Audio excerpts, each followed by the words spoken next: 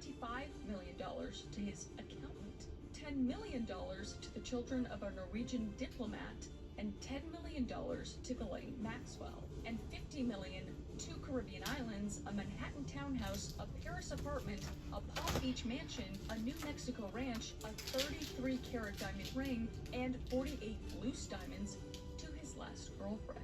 And 2 days later, he was dead. And his cellmate, a man named Efren Reyes, had begged him not to do it. And Epstein told him not to worry. And the next day, Reyes was transferred out in a routine move, and the day after that, Jeffrey Epstein was found dead and alone. And then something interesting happened with the body. A jail supervisor told the FBI that staff took boxes and sheets and built what looked like a human body. And then they loaded it into a white van, one labeled as belonging to the medical examiner's office, and the media followed the van. But Epstein's actual body, that was loaded into a separate black vehicle, and it left, quote, unnoticed. And that's in the files. That's not a conspiracy theory. That's from an FBI interview memo dated August 16th, 2019, released by the United States Department of Justice on January 30th, 2026. And along with that, they also released over 3.5 million pages of documents related to Jeffrey Epstein, along with 180,000 images and 2,000 videos, and it is, by volume, one of the largest single document releases in American history. And I need you to understand something before we really get into this. This video is not about whether or not you believe in conspiracy theories, okay? This is not about speculation. I'm not going to sit here and tell you what I think happened. I'm going to just read what's in the files. I'm going to read quotes, okay? Directly from FBI interview memos, from emails between Epstein and some of the most powerful people on the planet, from a draft federal indictment that was written up, ready to go, and then just never filed. I'm going to show you what the United States government knew when they knew it, and what they chose to do about it, or what not to do about it, you know? And Deputy Attorney General Todd Blanche went on CNN and said it out loud. In July, the Department of Justice said that we had reviewed the files, the quote Epstein files, and there was nothing in there that allowed us to prosecute anybody. And that's what's important for the American people, and the victims want to be made whole. And so we want that. The Attorney General wants that more than anything, but that doesn't mean we can just create evidence, or that we can just kind of come up with a case that isn't there. And then he said, essentially, we've shown our work. The whole world can look at it now and tell us if we got it wrong. So that's what we're gonna do today. See what they got wrong. Cause this shit is insane. They're just gonna put a big trigger warning here. We're talking about a lot of very sensitive issues. So if you have any triggers to any of that or any sensitivity to that, please feel free to skip this video. But what we are talking about is extremely important because it is happening in our world, and I feel like we need to talk about it. And a lot of the things I'm going to talk about today have been glazed over, and I'm going to really get into them. So without further ado, let's get into this video.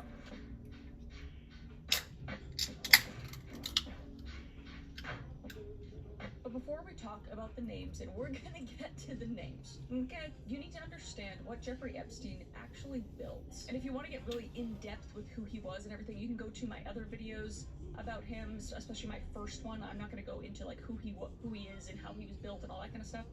We're gonna kind of glaze over that and get right into all the new stuff.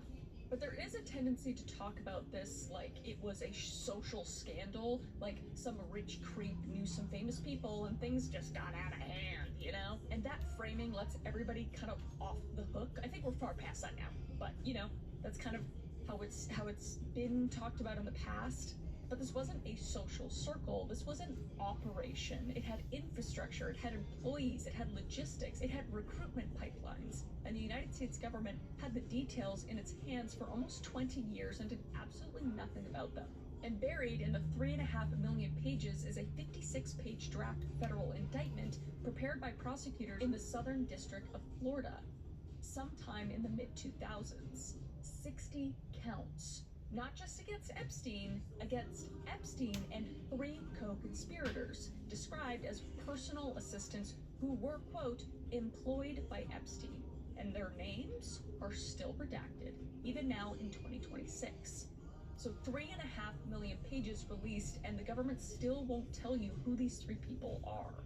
And the charges include trafficking of children, conspiracy, enticement of a minor, and traveling with intent to engage in illicit conduct. And all 4 defendants are described as having conspired to, and I'm reading this exactly as it's written, persuade, induce, and entice individuals who had not attained the age of 18 years to engage in prostitution, unquote. And 19 girls are named, all under Jane Doe pseudonyms, and some who were 14 years old. But here is how this all worked. The co-conspirators would call the girls and arrange travel to Epstein's Palm Beach estate.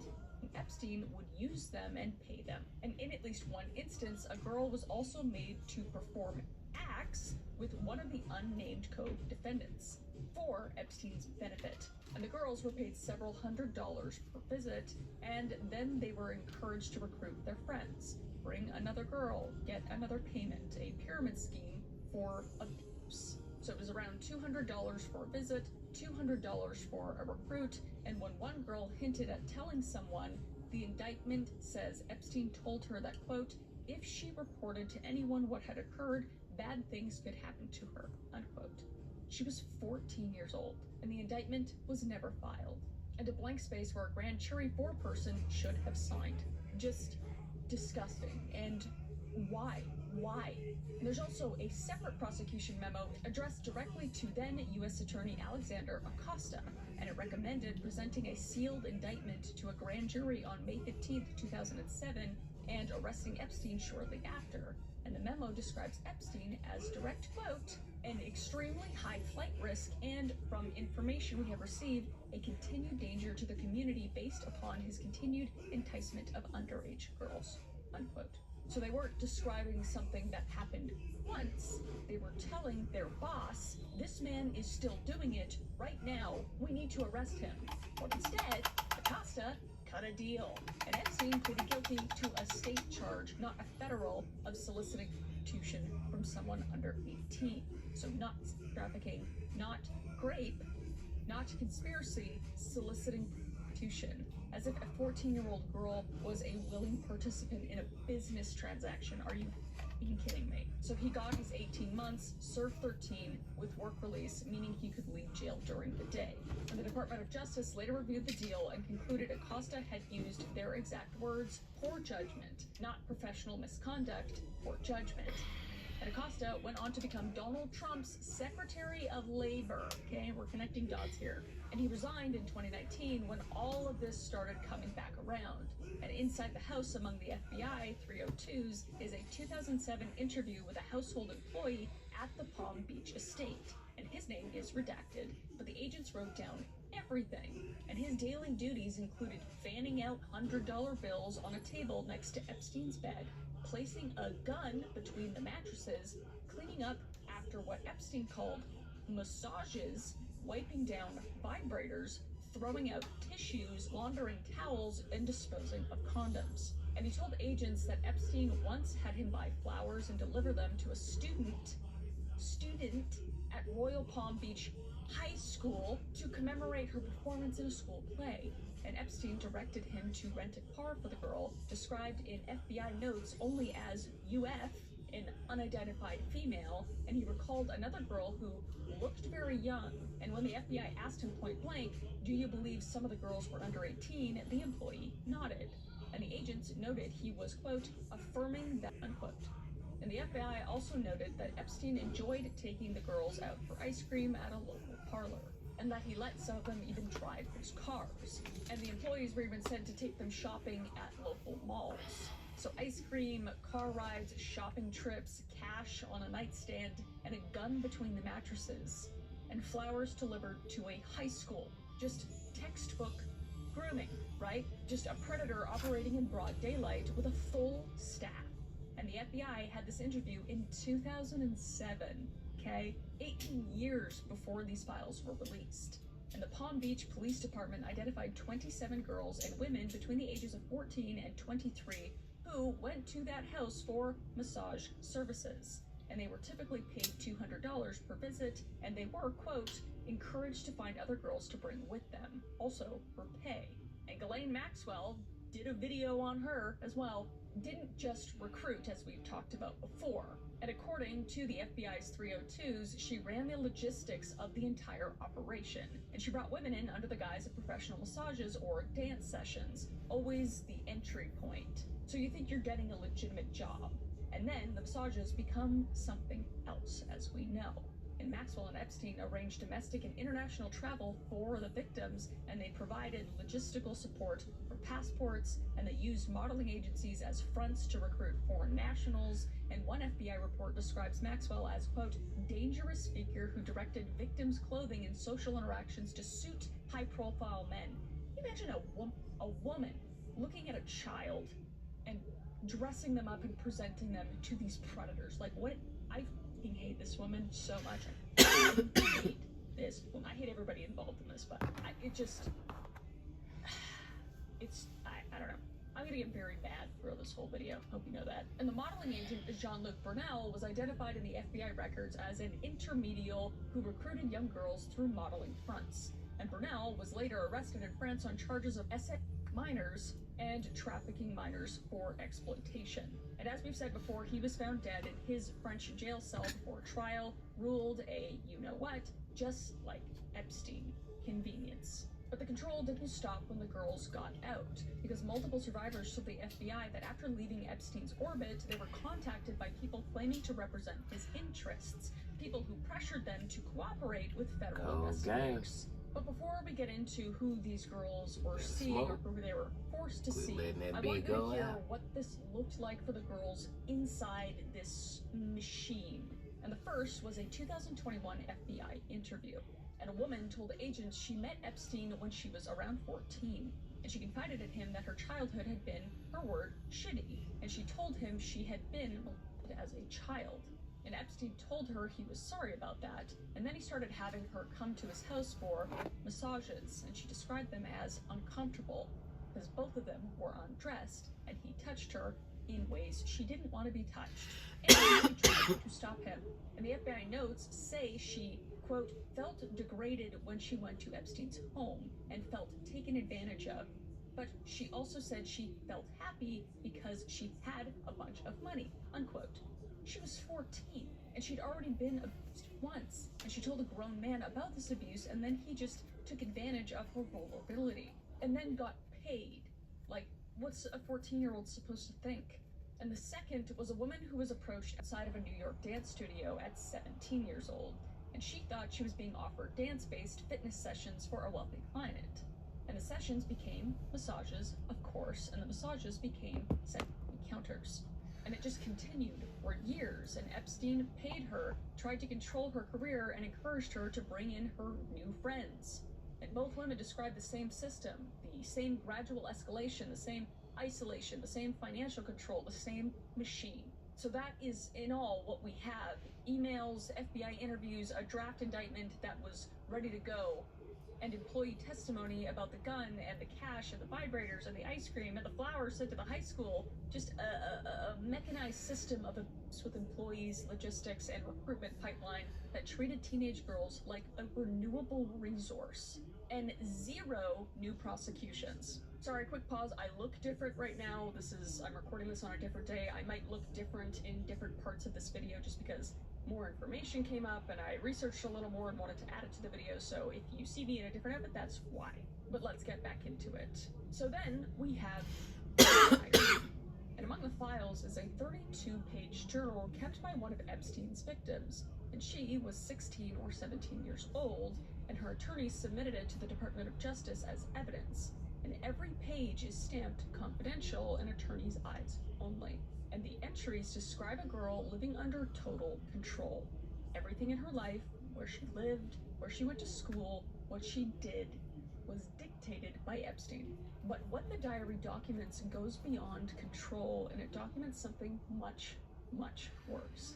Because according to the diary, Epstein fathered a child with this girl around 2002. And she gave birth to a baby girl, and the baby was taken from her. And she describes the birth,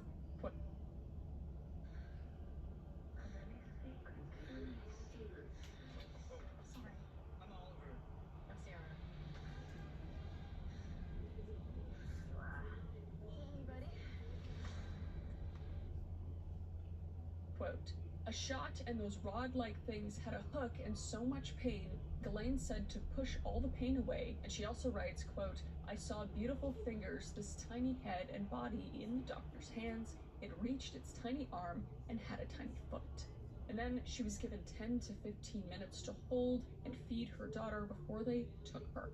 And she writes, quote, "She is mine. I want her back," distraught. And a 20-week pregnancy scan is pasted into the diary. And next to it, she wrote, quote, "She is gone and she won't be coming back," unquote. And in another entry, she writes about a second pregnancy, saying, quote, "Tomorrow is the halfway ultrasound for Jeffrey. This one stuck. After they took the first baby who survived and the early miscarriage, I think it was called, I no longer feel like a person, but a vessel," unquote. Like, this is, like, talk about Handmaid's Tale and the rich taking babies. Like, every conspiracy theory, the worst kinds we ever thought of, are real. Like, according to this diary anyway, allegedly, you know, but I'm just gonna go ahead and choose to believe the victims, like I always have, but I hope you do too, because I just wouldn't put it past I just wouldn't put it past them to take kids and sell them. We'll get to some even worse stuff that they could be doing. It's sickening. And she goes on to say, quote, "Will they take this one too? Who has the first one? Where did Ghislaine go? She is never around. I am not old or mature enough, or even in a place to have a baby that I would be responsible for. Will I ever be free?" And in a separate entry, she describes a miscarriage, saying, quote, "So it came out in the toilet and I didn't know what to do, so I just flushed the tiny little fetus. You have made me numb and I hate you for this. I hope I never see you again. I am not your personal incubator. Where is the baby? Where is Ghislaine?" And she also writes about why Epstein chose her specifically, saying, quote, "Why me? It makes no sense. Why my hair and eye color?" She compares his obsession with creating what he called a superior gene pool to Nazi ideology, and she claims she wasn't the only one, and that Epstein fathered children with several victims. And this tracks with earlier reporting, because in 2019, the New York Times revealed that Epstein had told scientists and associates about his ambition to seed the human race with his DNA by impregnating women at his vast New Mexico ranch. And at the time, it was unclear whether he'd actually done it. So we have a diary submitted as evidence by attorneys and included in the DOJ's own release that says he did, and that a teenage girl was impregnated, gave birth, and her baby was taken away and impregnated again, miscarried, and wrote about all of this in a journal that sat in government files while no one was prosecuted. And a separate email in the files from September 2011 addressed to Epstein congratulates him on welcoming a baby boy. But Epstein never publicly acknowledged having any children, because he would have to admit that he did horrendous things to children. But this machine didn't run in a vacuum. It existed inside a social ecosystem of the most powerful people in the world. People who visited, people who emailed, people who flew in on planes and stayed on the island and took the gifts and looked the other way. And now, thanks to these 3.5 million pages, we know exactly who they are and what they said. But before I get into them, I want to be clear about something. For legal reasons, you know, being in these files does not automatically or legally mean someone committed a crime. Some of these people may genuinely not have known. Some of these people may have had legitimate professional relationships with Epstein. I'm not a court. I'm not a prosecutor. But some of these connections are so deep and so sustained and so damning that "I didn't know" stops being an explanation and starts being an insult to your intelligence. But I'm just saying, for legal reasons, these are all, I mean, I'm reading what's in them, all right? And then you could just get your interpretation. I guess they're not guilty as of yet, you know? So with that, let's start with Donald Trump. Now, Donald Trump appears in the Epstein files thousands of times, not hundreds, thousands. He's one of the most frequently referenced individuals in this entire release. And now, does that mean he's guilty of something? Not necessarily, okay? And some of those references are from news clippings, some third-party mentions, but the substantive references, the ones that actually matter, paint a picture that is deeply uncomfortable, especially for a sitting president of the United States of America. So here's what's in the files. So there's an FBI 302, an interview memo from 2021, and a victim tells the FBI that Ghislaine Maxwell, quote, presented her to Donald Trump at a party. And she described the introduction as being, quote, similar to a CV, unquote, like a resume. And she said Maxwell suggested to Trump that she was, quote, available. And the victim told the FBI that nothing happened, and Trump did not act on the introduction. But the fact that Maxwell was allegedly presenting girls to him like items on a menu is a detail that sits with me kind of wrong, you know? And there's an email in the files from 2011, an exchange between Epstein and Maxwell about Virginia Giuffre, who we've talked about on this channel many times when covering Jeffrey Epstein. And she is the most prominent Epstein survivor as of thus far, who was beginning to speak publicly before her untimely death. That is extremely suspicious. And in that email, the person identified as G-Max, Maxwell's known alias, writes, quote, I thought you said not to involve Donald. Involve him in what? What Donald? Also, stupid name, now that I'm just thinking about it right now. Donald?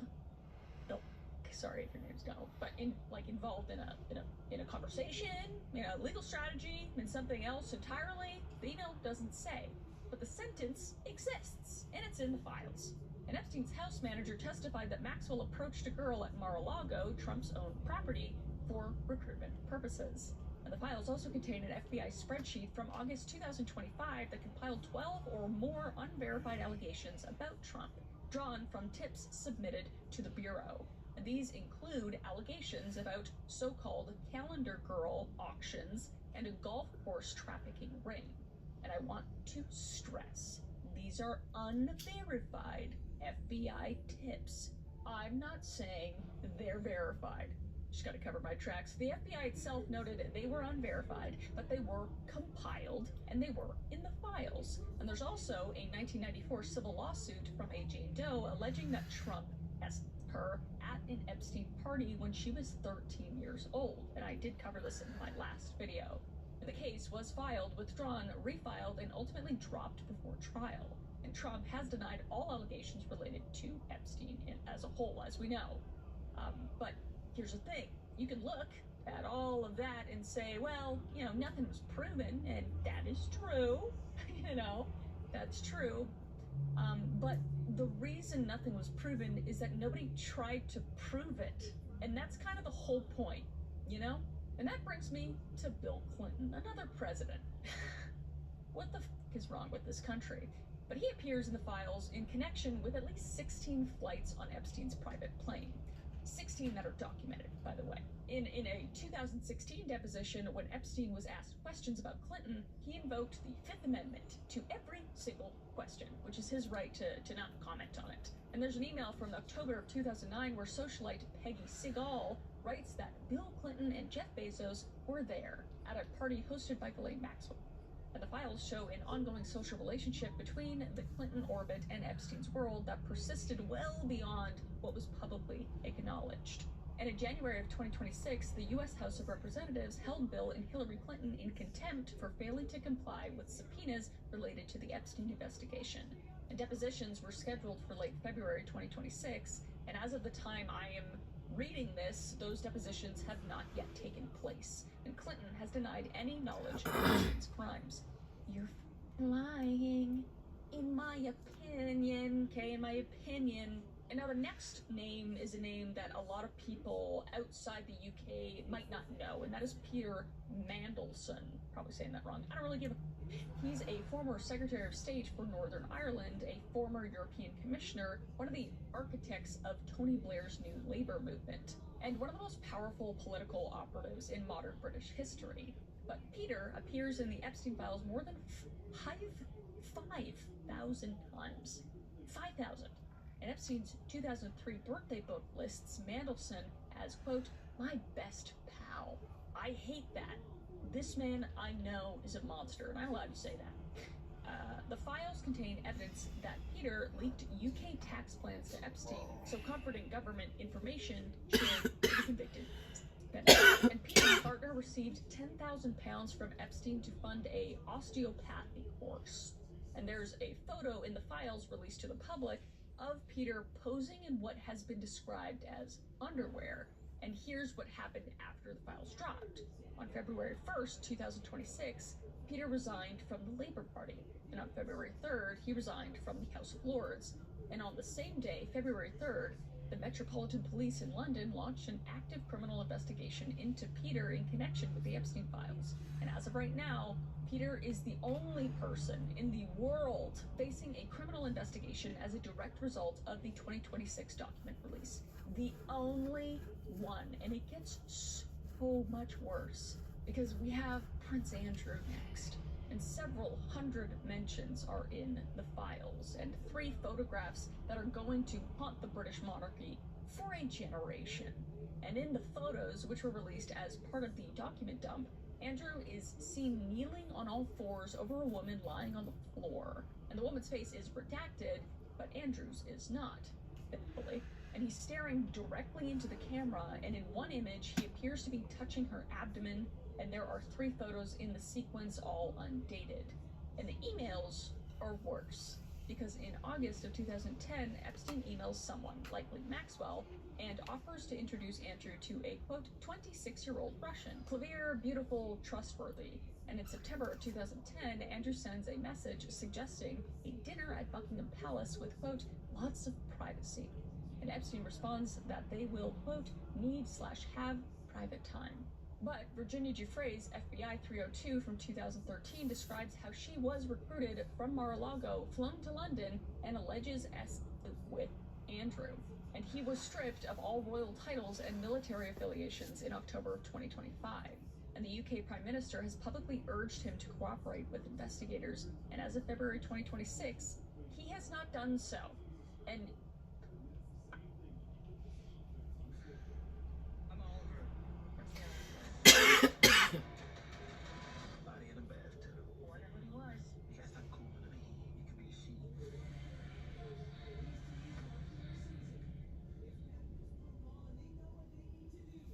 I don't know if he ever will have to. I don't know. And then there's Howard Lutnick. He is the current United States Secretary of Commerce, and he was confirmed to that position in February 2025. And during his confirmation hearing, he told Congress that he had cut off all contact with Jeffrey Epstein in 2005 after learning about the allegations. And he called the relationship a mistake and said it was over. But files said otherwise. And emails from 2011 and 2012, years after Lutnick claims to have ended contact, show ongoing communication between Lutnick and Epstein. Drinks, visits, social plans, and in November of 2012, Lutnick's wife sent an email referencing a visit to Epstein's Island on a, quote, 188-foot yacht. And in November 2015, a full decade after Lutnick said he cut ties, he invited Epstein to a Hillary Clinton fundraiser that Lutnick was hosting. Oh, the Clintons are back as well. Pieces of shit. So either the files are fabricated, and the DOJ has given no indication that they are, or the current Secretary of Commerce lied to Congress about the nature and duration of his relationship with Jeffrey Epstein. At this point, a tale as old as time. And he has not been asked to resign, by the way, and he's not been investigated, by the way, and he also hasn't been subpoenaed, by the way. And then there's Steve Bannon. Now, Steve Bannon's presence in the files is not primarily about sexual misconduct. It's about something almost more unsettling, and that is the sheer cynicism of the people who run your government. Because the files contain hundreds of text messages between Bannon and Epstein, many from the period when Bannon was serving as chief strategist to President Trump.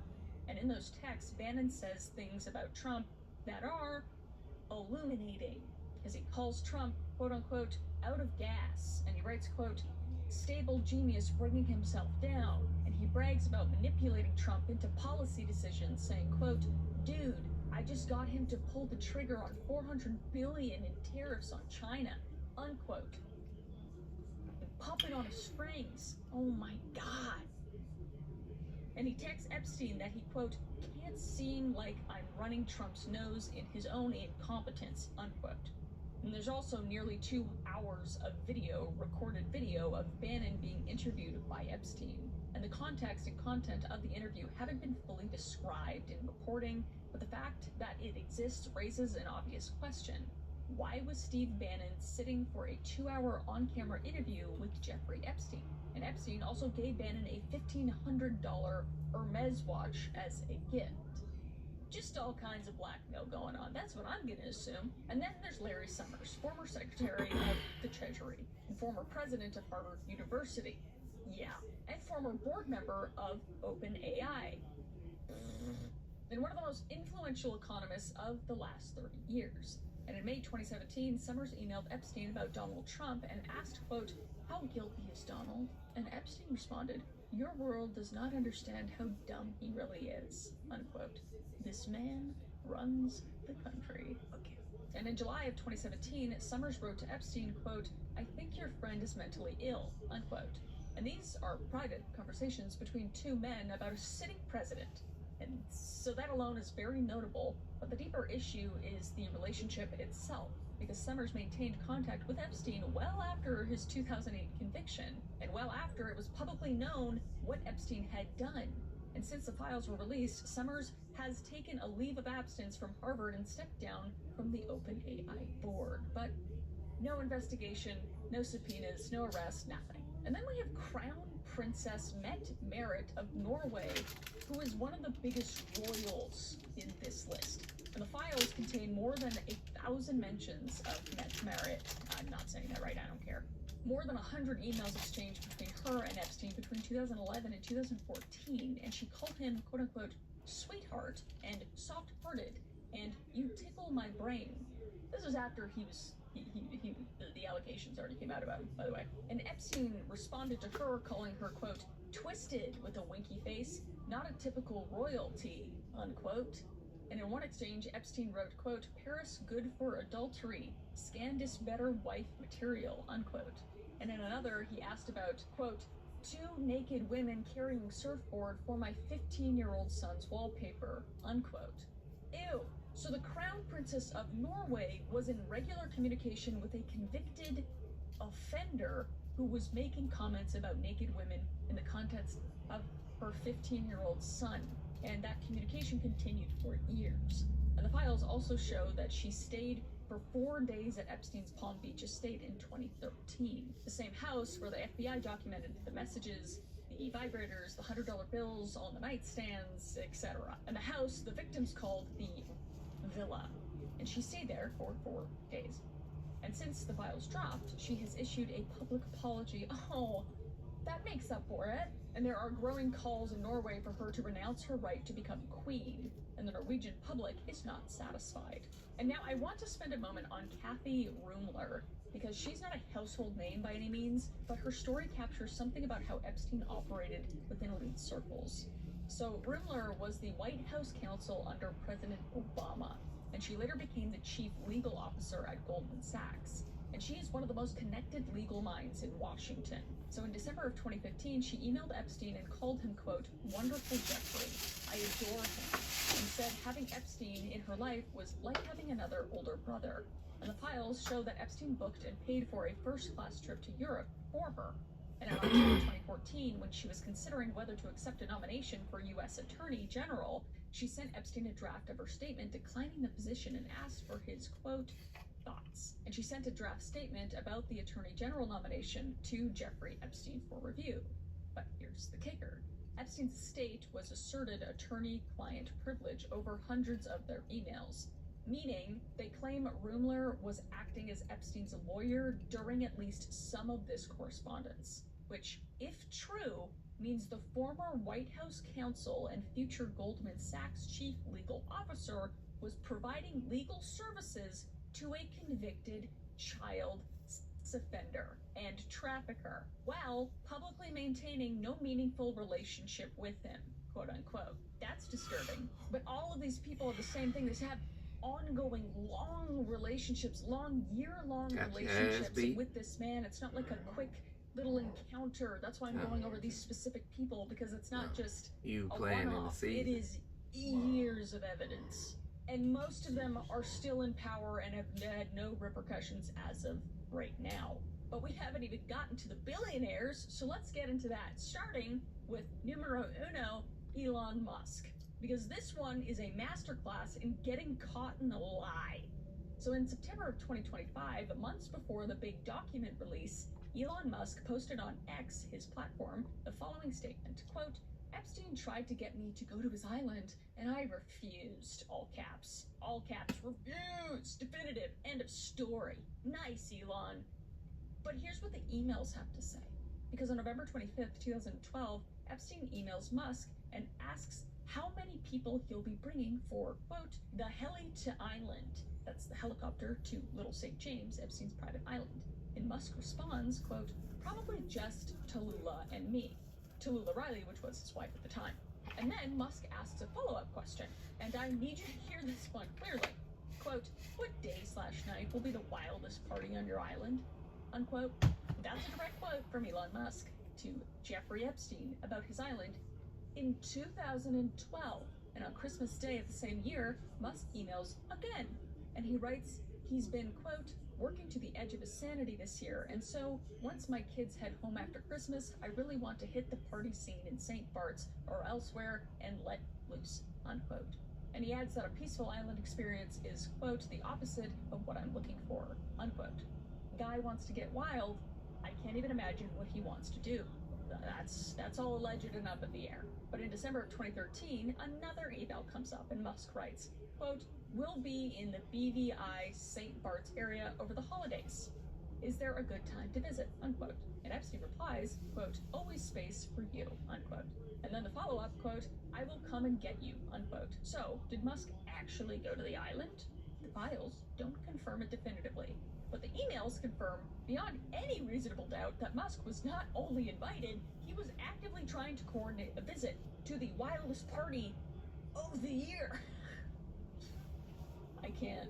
They're all liars. Everyone's a liar. And no one asked Musk about this under oath. No one has subpoenaed him, and no one has done anything at all, and no one probably will. But then we come to Bill Gates, and he's probably the biggest one as of right now, because it's a complicated picture, and it's nasty. And it just got more complicated because this week, both Bill and his ex-wife Melinda have now spoken publicly about what's in the files.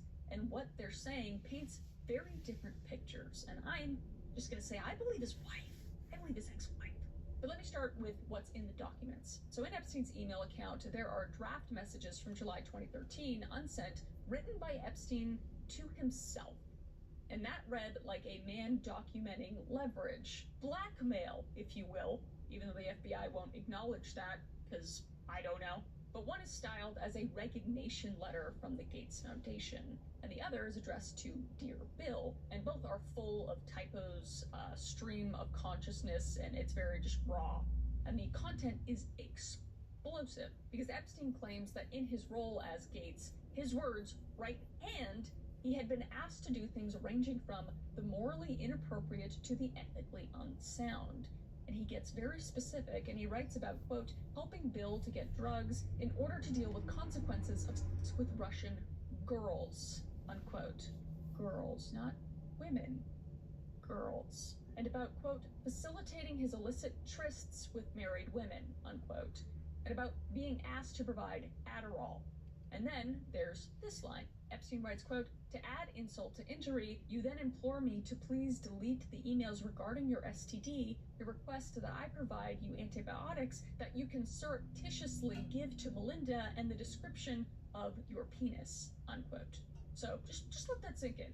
Epstein is claiming in an email to himself that Bill Gates contracted an STD, came to Epstein for help getting antibiotics, and wanted to secretly give those antibiotics to his wife so she wouldn't find out that he was sleeping with Russian girls and other married women. So we don't know if these emails were actually ever sent to Bill.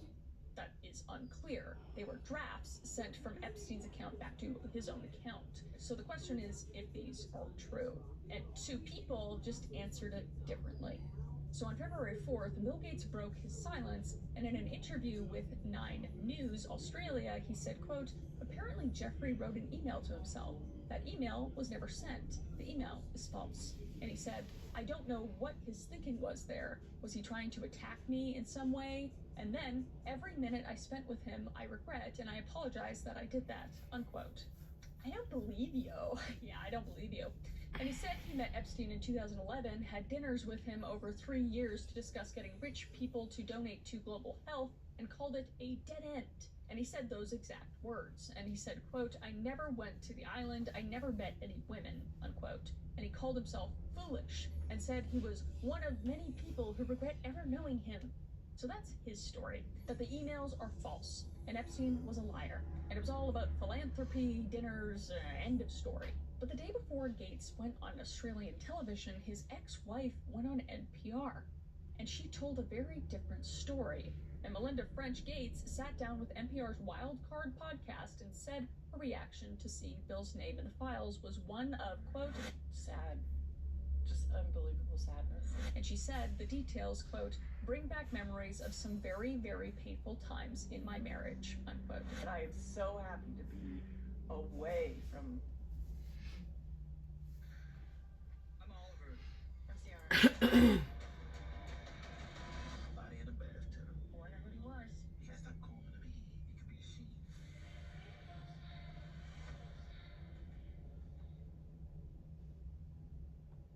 All the muck that was there. And then she said something that, if you're Bill Gates, should keep you up at night. And she said, quote, whatever questions remain there, I can't even begin to know all of it. Those questions are for those people, and for even my ex-husband, they need to answer to those things, not me. So she did not defend him. She didn't echo his denial. She said he needs to answer for it, and she called it muck. And she pointedly said, not me, as in, this is his problem now. And then she turned it back to the victims, and she said, No girl should ever be put in the situation that they were put in by Epstein and whatever was going on with all of the various people around him. I mean, it's beyond heartbreaking, right? I remember being those ages those girls were. I remember my daughters being those ages, right? So for me, it's personally hard whenever those details come up, right? Because it brings back memories of some very, very painful times in my marriage, but I have moved on from that. And she previously describes Epstein as abhorrent and evil personified. She said she met him once and had nightmares, and her husband had dinners with him for 3 years. So the day after Melinda's interview aired, Republican Congresswoman Nancy Mace wrote to the chairman of the House Oversight Committee asking him to subpoena Bill Gates. And she wrote, quote, I have questions for Bill Gates about Epstein, unquote. So here's where we are. Epstein wrote draft emails claiming he helped Gates cover up an STD, gets drugs, and arrange encounters with women, and Gates says it's all false. And his ex-wife won't back him up and says he needs to answer for it, and sitting Congresswoman wants him under. Nobody wants to ask out loud is this. If Epstein was keeping this kind of information about Bill Gates, one of the richest people in the world, as leverage, who else was he doing that to? Because that's what this looks like. Not just a social network, a blackmail operation with receipts. So next on our list is Steve Tisch, and he is one of the co-owners of the New York Giants and a major Hollywood producer. And he is not as well known as Musk or Gates, but his emails with Epstein are some of the most revealing in the entire release, because they show you in real time exactly how Epstein operated as a social middleman for women. So in 2013, Tisch emailed Epstein about a woman he'd met at Epstein's house and called her a very sweet girl. And then he asked Epstein a question that tells you everything. He says, quote, pro or civilian, unquote. Pro or civilian? Was this woman a sex worker or not?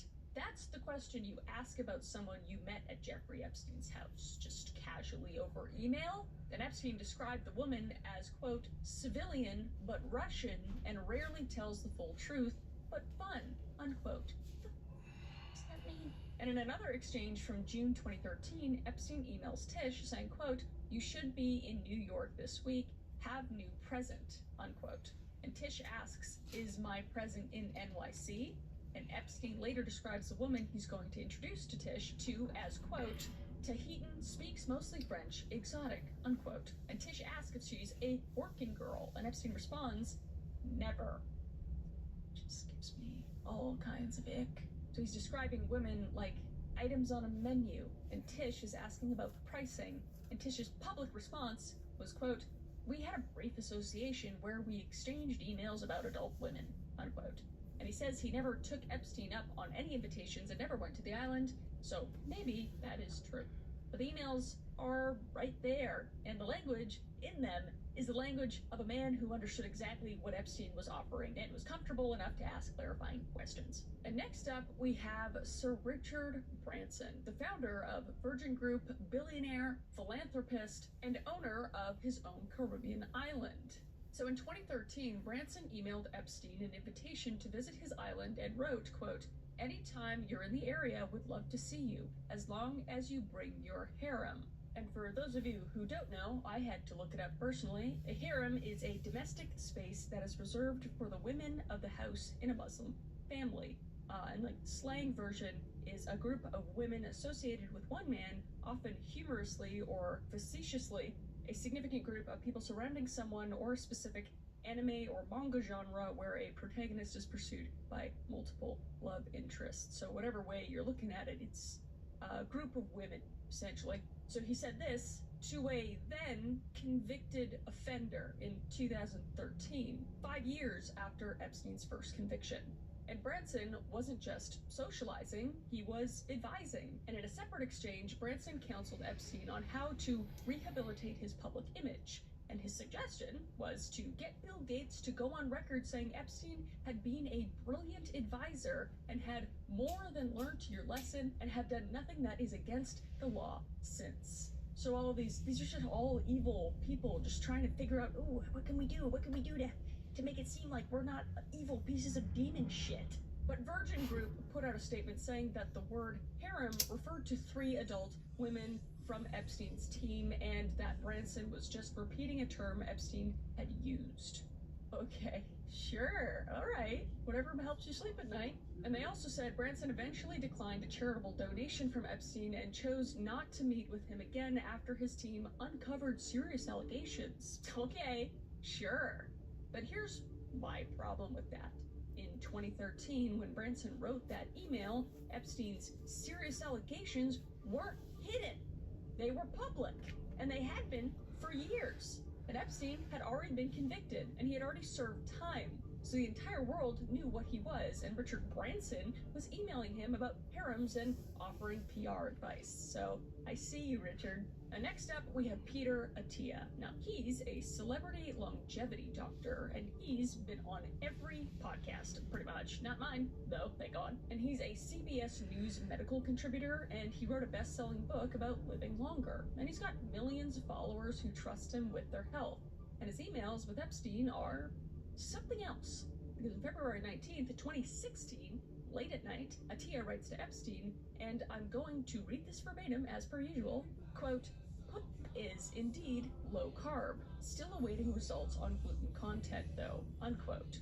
And you know, could just be a disgusting email, like 2 guys, 2, just one predator and one potential one, just talking and gabbing, and it doesn't necessarily mean they're talking about a younger person, but if you're talking to Epstein at this point, I don't think you're a good person, you know?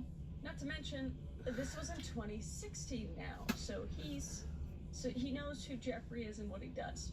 And in another email to Epstein's assistant, Attia says he goes into withdrawal if he doesn't see Epstein. And in June 2015, under the subject line, "got a fresh shipment," this is where it gets bad. This is where I stopped giving him any sort of benefit of the doubt. Attia wrote, quote, "The biggest problem with becoming friends with you, the life you lead is so outrageous, and yet I can't tell a soul," unquote. What's so outrageous, Peter? You know, what can't you tell anyone? That makes you look extremely suspicious. And Attia posted an apology on X after the files dropped, and he said the emails were embarrassing. He clarified that fresh shipment referred to metformin, a diabetes medication for my own use. No, I That's don't what believe Larry I got to still believe take you. now. He got and he did not diabetes. explain the email because that was, Yeah. you can't really. I've can't been really, trying to tell him explain as long that. as And I he did known not him. I explain knew it what was about gonna happen Epstein's though. life was so outrageous, and he did not explain why it had to be a Knew it. secret either. So Tried to looking tell at his you dad. too, Peter. And that brings us to our next person, Peggy Segal. And she is You a know New York niggas is socialite and hard-headed. film publicist. And she's the kind of person most people They have need the never white heard man of, to but tell who them. exists at the center of a very specific world. The world where money, Especially media, don't and wanna access hear from no intersect. woman. And her emails with Epstein are a window into how casually grotesque that world can be. Because in 2009, while planning a trip to Kenya, Segal wrote to Epstein, quote, "Bring a little baby back for you, or two, boys or girls. So Madonna," unquote. I have no words. But in context, this could be a tasteless joke about celebrity adoption, or a reference to Madonna's adoption of children from Malawi. That's the most charitable reading for you. But you're making that joke to Jeffrey Epstein in 2009, and the joke is about acquiring children, boys or girls. And in the same email chain, Segal boasted about plans to photograph herself in mud huts and pretend she had crashed the winter White House and posed with Obama's relatives. Who is this woman? And she also wrote a New Year's Eve recap from St. Bart's, name-dropping Paul McCartney, George Lucas, Harvey Weinstein, and Robert Downey Jr. And in a separate 2009 email, after leaving a party at Ghislaine Maxwell's house, Segal casually dropped, quote, "Bill Clinton and Jeff Bezos were there." So this is the ecosystem. This is what it looks like. A publicist making baby jokes with a pedophile while name-dropping presidents and billionaires at parties hosted by his co-conspirator. And everyone just went like this.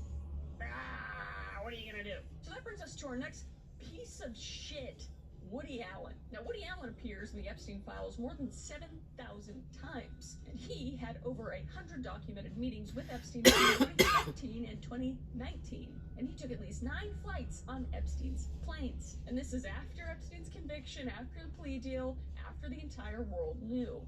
And in a 2012 email, someone joking with Epstein about a trip to Paris asked if they're heading to, and I quote, "Les Pet Convention."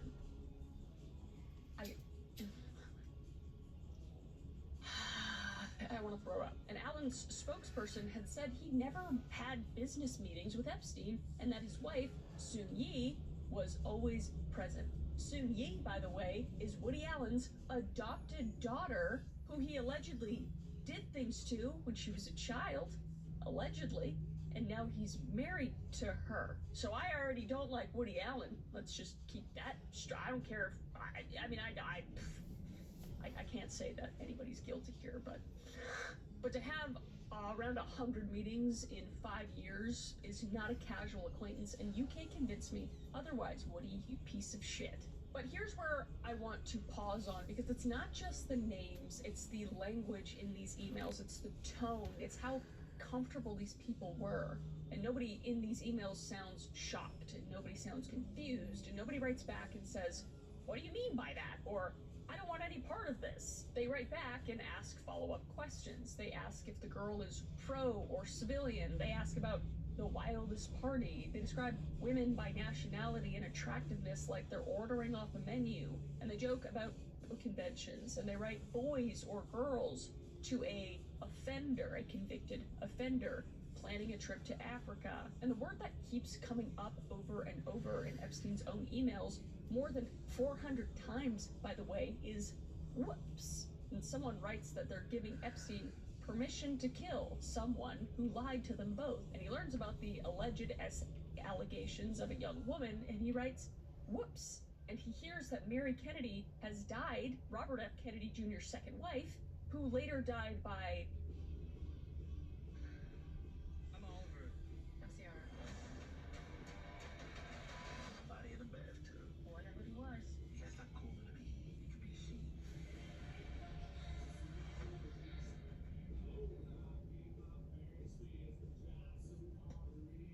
Somebody not doing it themselves, if you know what I mean. And he writes, whoops. And he learns that Sultan bin Sulayman's mother-in-law has died also.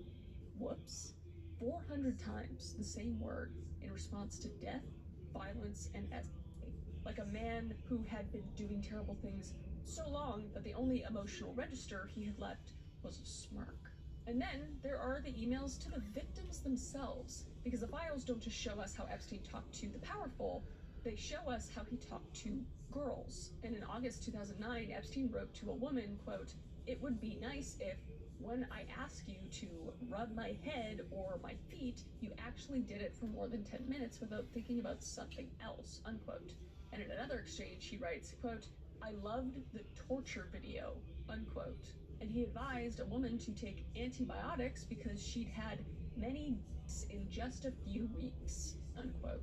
But this is what's happening behind the private emails. While billionaires were asking about the wildest parties and socialites were joking about bringing back babies from Kenya, this is the other side of those conversations. This is what the machine was doing to real people. And here's the thing that ties all of this together is that every single person I just mentioned, every one of them is walking free today with no charges, no subpoenas, and no investigations. And most of them haven't even been asked a question under oath. And the emails are right there in the files on a government website for anyone to read. It's almost like they're rubbing it in our faces, and I don't even know what to think about it, because the system saw all of this and it documented all of it, and then it was decided it wasn't enough to do anything. Well, can't do anything about it. Fucking arrest them. I don't know. Investigate? I don't know. So Congress passed a law demanding transparency, and the president signed it, and the DOJ was ordered to release the files, and they did, eventually. But the way they did it caused a second wave of harm, not to the powerful men in those emails, but to the victims themselves. The system failed these women and girls for 20 years, and then it was finally forced. The House passes the Epstein Files Transparency Act, 427 to 1.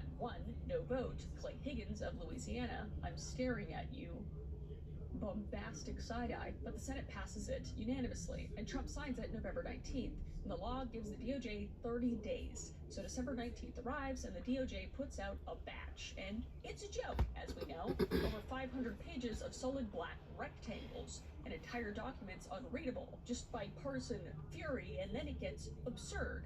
Because within hours, people on social media discover the redaction technique is broken, and the black bars on the digital PDFs aren't permanent.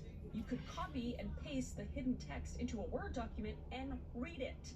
So the redactions were cosmetic, not functional, and the flaw was traced to a 2021 court filing from the Virgin Islands Attorney General's office that the DOJ had incorporated without reprocessing. And among the content recovered from behind those broken redactions was an unverified FBI tip alleging Trump had witnessed the killing and disposal of an infant born to a 13-year-old trafficking victim. Unverified, by the way. So the FBI documented it without corroborating it, but the DOJ had specifically redacted it, and their own incompetence made it public anyway. And by January 5th, less than 1% of the files had been released, and the DOJ then announced it had discovered an additional 1 million documents it hadn't accounted for. Oh, wow! Where did they go? You know, did it fall under the desk? And January 30th, 42 days past the legal deadline, the big batch drops. 3 million pages, 180,000 images, and 2,000 videos, and Deputy AG Todd Blanche declares full compliance. Except the DOJ admitted in its own letters to Congress that it identified approximately 6 million pages responsive to the act, but it released 3 million. So that's half, and the other half was withheld, citing attorney-client privilege, grand jury secrecy, and child material, and duplicates, and just unrelated material. And Representative Ro Khanna went public with what was still missing. FBI 302 victim interview statements, the full draft indictment and prosecution memo from 2007, and hundreds of thousands of emails from Epstein's computers, grand jury materials from the SDNY case, and he wrote, quote, "Failing to release these files only shields the powerful individuals who were involved and hurts the public's trust in our institutions," unquote. That's gone. There's no trust, by the way. You can't break it anymore. So But all of that is bureaucratic failure. What happened to the victims is betrayal. Because when the DOJ released those 3 million pages they published on a public government website accessible to anyone in the world, dozens of unredacted nude photographs of women and girls victimized by Epstein. And the Wall Street Journal found that 43 of the 47 victim names were left completely unredacted. And at least one woman who had never previously been identified as an Epstein victim was publicly outed for the first time by the DOJ's own release. And attorneys representing more than 200 survivors filed an emergency motion calling it, quote, the single most egregious violation of victim privacy in one day in United States history, unquote.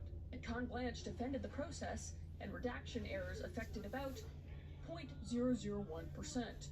Unquote, of materials, he said. But 3 million pages at even a 0.1% is 3,000 pages of exposed victim information. And publishing even one nude photo of one survivor on a government website is incalculable damage. And Annie Farmer, who testified against Epstein and helped convict Ghislaine Maxwell, said the failures were really disgusting. Then she said something that cuts to the heart of all of it, quote, there's just no explanation for how it could have been done so poorly. They've had victims' names for a very long time. I don't think this is just about rushing to get this information out, unquote. And Danielle Bensky, another survivor, discovered that confidential conversation she'd had with the FBI investigators had been included in the document dump without her knowledge and without her consent. And a group of Epstein accusers released a joint statement saying, quote, as survivors, we should never be the ones named, scrutinized, and re-traumatized secrecy, unquote. Yeah, of course. Like, the fact that they even had to say that is so incredibly sad. But that whole sentence is the whole story. The co-conspirators got blackout identities. 3 people named in a 60-count indictment are still anonymous, somehow. But the girls who got abused, their names were published on a government website because nobody at the DOJ bothered to f***ing check? Like, what is this world? And the public, as I've said, we're not fooled. You know, a CNN poll from January 2026 found that 6% of Americans were satisfied with what the government released. And knowing the government and their f***ed-up polls, I'm assuming it's 0%, maybe it's like 0.006%. But even the fact that it's 6% is crazy. But it's universal. And 49% said they were dissatisfied, and 2/3 said they believe the government is deliberately withholding information. I'm gonna say 100%. I wanna say your polls are rigged, and it's 100% of us are not satisfied at all, and we're disgusted. And we need to just rinse this all out, rinse all you guys out, get some new people in, or I don't even know. I don't even know. Gotta be careful with what I say right now. But a separate Economist/YouGov poll found 49% believe Trump is attempting to cover up Epstein's crimes. What? Of course! Again, it's 100% at this point. What are these polls? I didn't get asked. Who asked me? Nobody. Hey, let's put a poll up. How many of you guys, I bet 100% of you guys would say that you're displeased and you think Trump's trying to cover him up. I'm pretty sure. And a Reuters poll from December 2025 found only 23% approved of Trump's handling of the case. I'm sure it's very different now. And when Blanche says there was nothing in there that allowed us to prosecute anybody, the public is looking at the same files and arriving at a very different conclusion. It's 6%. That's how much faith the American public has in this process. And I don't even believe that number. I think it's 0, personally. And also, here's the thing about releasing 3.5 million pages. Some are FBI interview records with credible witnesses, and some are emails from Epstein's servers, and some are tips that random members of the public called into the FBI over 20 years. Documented, filed, and apparently never investigated. Shocking, I know. And all of it has been dumped into the same release with no clear labeling, which is so intentional, you know? It allows all of us to create our own narrative and to mix up things and to make it seem like we're crazy for thinking these things, but whatever. In a press release accompanying the January 30th dump, quote, this production may include fake or falsely submitted images, documents or videos, as everything that was sent to the FBI was the public was included in the production that is responsive to the act. unquote. So every anonymous tip and every fabricated document Say someone my mailed to the Bureau mixed in with real evidence, and the Say DOJ my won't. did not distinguish between them. That is Say my won't. disgusting and Say my won't. horrible practice. So we're looking at Say all my of won't. these images and emails and everything, and they're like, Say some of them my could be won't. fake, by the way. Hey, I'm gonna Just cook up covering our a own beat asses. tonight. You down? I have so many things to say, but I can't say it because you know why, you know? But let's talk about the yacht allegations. So there's a document referencing a party on a yacht, and the allegations are extreme. Claims about people. Well, can we at least finish the one that we started that we didn't finish? George Bush Quality of an one. account accusing Bill Clinton and George H.W. Bush of doing horrible We things wanted to to a boy on remaster a it. yacht with Epstein in 2000. And these have been shared millions of times.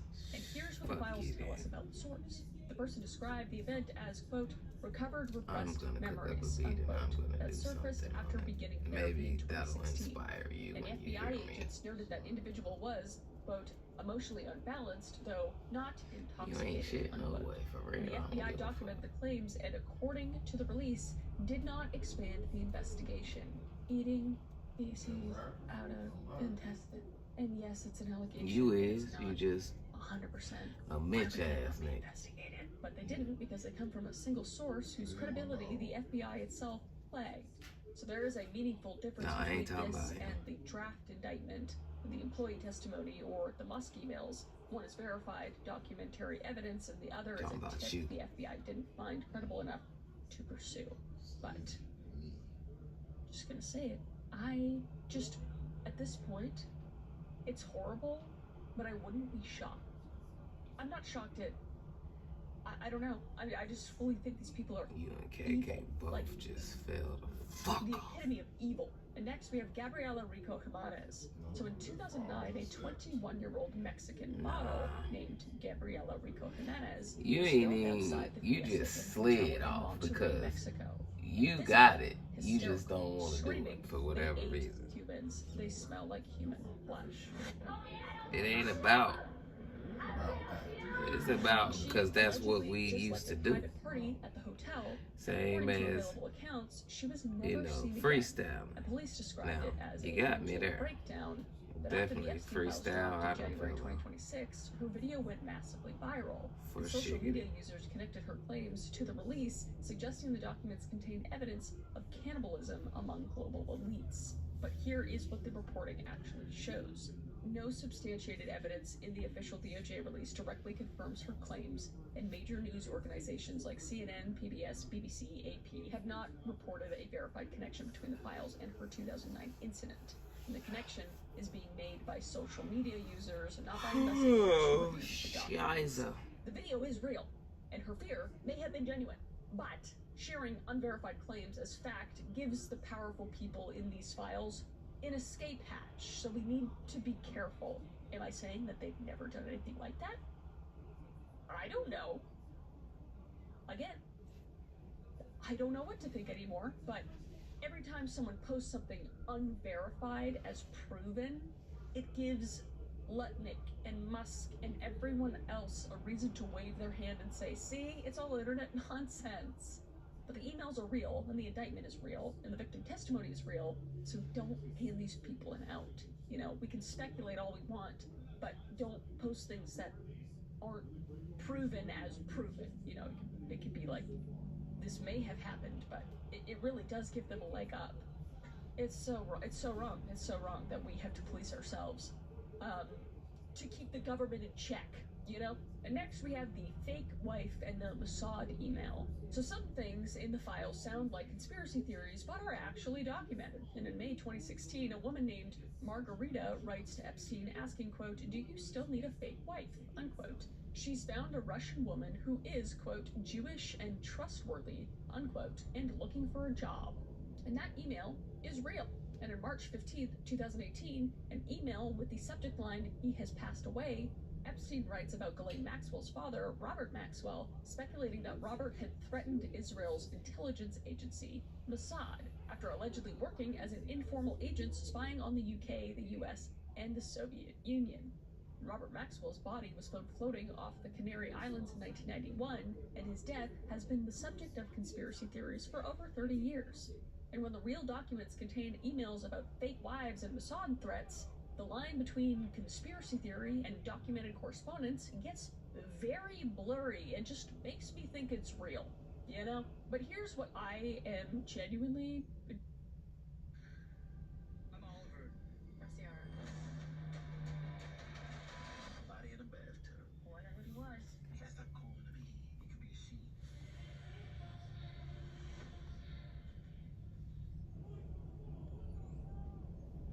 without being very emotional, so I'm trying my best. And if I don't seem upset enough, it's because I'm trying to hold it together to make it through this video. But what really keeps me up is what is in the files, but it's also what's not, you know? The DOJ identified 6 million pages and released 3 million. Half of everything is still withheld. And based on what lawmakers have said publicly, the missing pages include what I stated before, victim interview statements, the actual records from FBI conversations with Epstein victims, many still withheld, and the full unredacted draft indictment and prosecution memo from the 2007 Florida investigation, and hundreds of thousands of emails from Epstein's personal computers. So we've only seen little tiny fragments, and the rest remains unreleased. Grand jury materials from the SDNY case, the federal case that was after Epstein died, is under seal. And who the fuck are these 3 co-conspirators in the draft indictment? 60 counts, 19 victims, 4 defendants. We know one was Epstein, and the other 3 are still redacted. Just absolutely shit, just not arrested like it or ball up investigated. What is jiggle, going on? jiggle, The first jiggle, person to jiggle, contact jiggle, the FBI jiggle. about Epstein was Maria What is Farmer going in on? September of 1996, and Let she loose, reported goddamn. child S. And she gave them information, and the FBI documented the call, and then nothing Just for a threw it to your decade. neck. And Epstein wasn't arrested until 2006, Yo, 10 shit years after started Maria doing Farmer it, you told the know why? FBI what he was doing. And 27 Pass girls around. identified in Palm Beach, and then 19 Jane Does in the indictment. So hundreds, possibly thousands, of victims across multiple countries. And the clock started in 1996, when a woman did the right thing and was ignored. And Annie Farmer, Maria's sister, called it weaponized incompetence, which is exactly what it is. The system didn't fail to catch Jeffrey, it just chose not to for 30 years, because they needed to, I don't know, get their ducks in a row and make sure all of them weren't seen as the predators that they are. But why did Acosta kill the indictment? And why did the FBI sit on Farmer's tip for 10 years? And why are 3 co-conspirators still unnamed? And why are 3 million pages withheld? And why has no one new been charged? And why did the DOJ publish victims' nude photos while protecting their abusers' identities? I don't have the answers, but I know who does. And they're not talking. They're actively ignoring and brushing it off. But I started this video by telling you what Todd Blanche said on February 1st. In July, the Department of Justice said that we had reviewed the files, the quote Epstein files, and there was nothing in there that allowed us to prosecute anybody. And that's what's important for the American people, and the victims want to be made whole. And so we want that. The Attorney General wants that more than anything. But it doesn't mean we can just create evidence, or that we can just kind of come up with a case that isn't there. I've looked, you've looked, or you've heard what at least a tiny percent of it is. So did they get it wrong? And I think the polls, the fake polls, I'm gonna guess, the fake polls answer it, don't even go in their favor, and I'm pretty sure they control those. So that's pretty bad, I think. And the Transparency Act passed 427 to 1. So this is not a left and right issue. It is across every demographic. So let's make that very clear. There's no sides to this. They are all evil. All of them. Everyone's complicit, in my opinion. You know? It's not even my opinion. I mean, you got the Clintons, you have Obama's administration, you have Trump, you have, it's like you can't look anywhere and somebody's connected to somebody and nobody said anything. The system is protecting the powerful at the expense of the people they harmed. So this is not a system that failed. That is a system that worked exactly as designed. Because the system doesn't prosecute the powerful, it prosecutes the expendable and calls it justice. And just looks at us and expects us to be okay with that. Yeah, we're not monsters like you. We actually want something to be done. But I want to end with something from Epstein's prison psychiatric evaluation, and it's in the files, saying, quote, his identity appeared to be based on his wealth, power, and association with other high-profile individuals, unquote. And that's not just Epstein. That's the system that protected him, and a world where wealth is insulation, where knowing the right people means the law does not apply to you. Even when the FBI has a 60-count indictment with your name on it, and 3.5 million pages and nobody goes to jail.